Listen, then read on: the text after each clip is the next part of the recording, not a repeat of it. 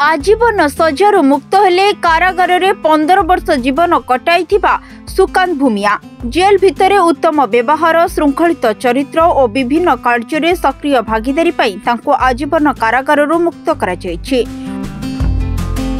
15 वर्ष पूर्व एक हत्याकांड मामला रे सुकांत भूमिया को संपृक्ति नहीं तांको आजीवन कारादंड सजा सुना जायथिला। मालकानगिरी जेल मध्य से 15 वर्ष काटिथिले मध्य समस्त को उत्तम व्यवहार करथिले। मालकानगिरी जेल मध्य तांको उत्तम व्यवहार चालीचलनी सरकार नियम अनुसार जिला विचारपति और जिला पुलिस अधीक्षक रिपोर्ट को आधार करी सुकांत को उत्तम आचरण संपर्क में जिला कारागार प्रशासन एहार एक विस्तृत रिपोर्ट डीजी को प्रदान करथिले।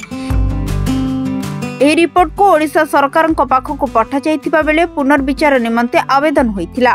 पुंखानुपुंख तदंत परे सरकार पक्षरु सुकांत को मुक्त करने को निष्पत्ति होइथिला। लाइव कन्विक्ट सुकाल भूमिया आज गवर्नमेंट ओडिशा सरकार तरफ प्रीमैच्योर रिलीज रे जेल रु मुक्ति हेले।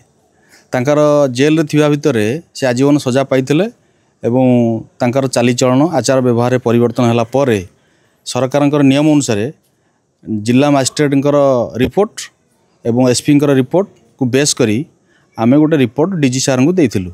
डीजी प्रिजन्स को देला पर डीजी प्रिजन सार ओडिशा गवर्नमेंट को जणाइथिले।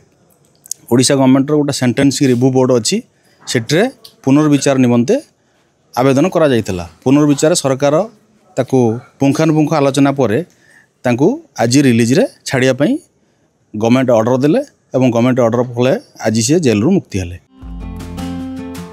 गुरुवार तांको मुक्त करा जायछि। सुकांत निजे बहुत खुशी थिबा सहित तांको परिवार मध्य बेस खुशी थिबा से व्यक्त करिसंती। बड़ केस नाचली एग्जाम बॉल ने रहला जे सुपर नेट एग्जाम क्लास हेला बोल कोन कहला 15 वर्ष जेल थिला। क्लास रे आज ताको निर्दोष रे क्लास कराई छै सेहि पई बोली आछो हमें समस्त ताकर झील पुओ सहित आछु खुशी रे धरिक जीवु बोली कहिछ। बहुत खुशी लागছে एते वर्ष टू से जेल रे तिला बोली हमर लोक बहुत खुशी रे आछे। मालकानगिरी ऋषिकेश सेठींक रिपोर्ट सरकार न्यूज।